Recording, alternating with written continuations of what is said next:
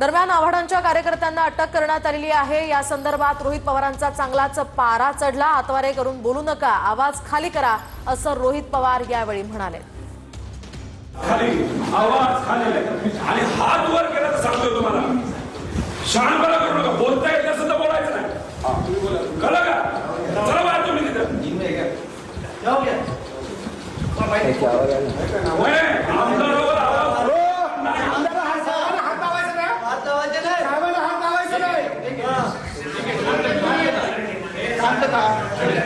पोलिसांना सहकार्य केलं, पोलिसांनी नीट वागले, नीट वागलं पाहिजे, नीट बोललं पाहिजे ना। हातवारे करू नका। असं वाटतं काय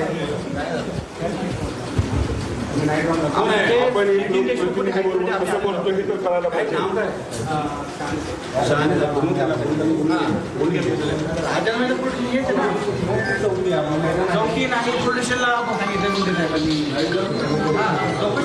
आमदाराला आणलं जाते आणि त्याची असणारी दखल घेतली जाते की काय?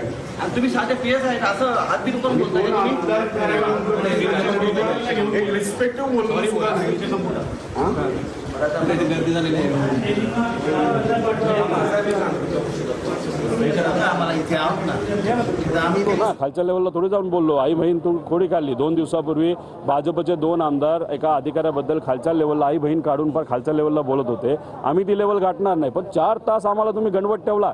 आता 2 आमदार आणि त्यात एक माजी मंत्री, याला जर तुम्ही 4 तास फक्त फिरवत ठेवला तर गरीब व्यक्ती जेव्हा न्याय मागायला येणार आहे तेव्हा तुम्ही त्यांना न्याय कधी देणार आहात? म्हणून काल जे काय आम्हाला फसवलं 4 तास, याच्यामुळे थोडंसं आमचं आणि नितीन देशमुखची तब्येत डाऊन असल्यामुळे टेन्शन वाढलं आणि त्यात आम्ही बोललो। काय नेमकं फसवलं? अरे कुठं ठेवलंय सांगतच नव्हत्या। अरे पण 4 तास तुम्ही आम्हाला इकडे जा तिकडे जा, तू तिकडे इकडे, मग गणवतच ठेवलं ना।